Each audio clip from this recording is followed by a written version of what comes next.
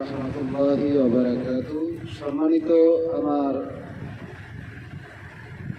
ইমাম মুয়াজ্জিনদের উদ্দেশ্য করে আমি একটি কথা বলতে চাচ্ছি। কথাটা হচ্ছে,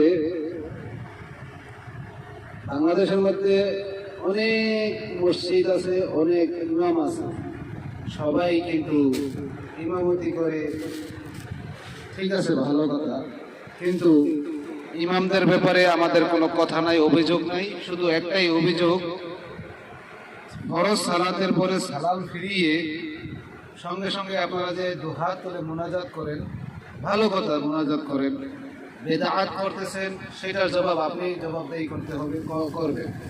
যদি গুনাহগার হন সেটার জবাব আপনি দিবেন। তবে সত্য কথা বলছি কিনা মিথ্যা কথা বলছি সেটা আপনি যাচাই করে দিবেন কোরআন হাদিস দিয়ে, যে সম্মিলিত মুনাজাত একটি বিদআত। যাই হোক, আমার যে উদ্দেশ্যে কথা বলতে চাচ্ছি সেই উদ্দেশ্যটা হচ্ছে, সম্মিলিত মুনাজাত করেন, আস্তে আস্তে করেন। আপনারা সালাম ফিরিয়েই করেন কি দুটি হাত তুলে মুনাজাত করে উচ্চ সুরে বলেন রব্বানা আতিনা ফিদ দুনিয়া হাসানা, আর অন্যান্য যে দোয়াগুলি করতে থাকেন তো করে একটু মনে মনে বলেন।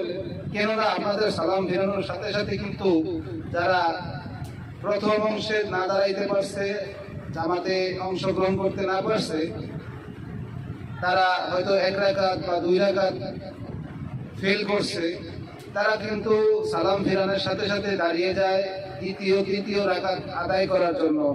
অবশিষ্ট যে রাকাতগুলি তারা পিছে ফেলে এসেছে সেই রাকাতগুলি আদায় করার জন্য।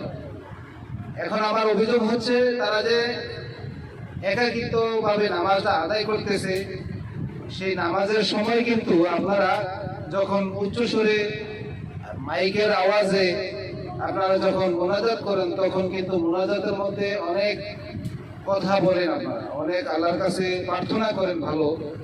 এই প্রার্থনার সময় যখন আওয়াজটা হয়, আওয়াজটাতে কিন্তু পিছনের মুসল্লির নামাজের অসুবিধা হয়, ডিস্টার্ব হয়।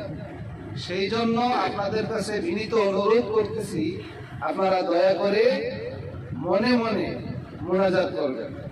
এই হচ্ছে আমার অভিযোগ। আশা করি আপনারা সবাই আমাকে ক্ষমার সুন্দর দৃষ্টিতে দেখবেন। আমা তাওফীকি ইল্লা বিল্লাহ। আসসালামু আলাইকুম ওয়া রাহমাতুল্লাহ।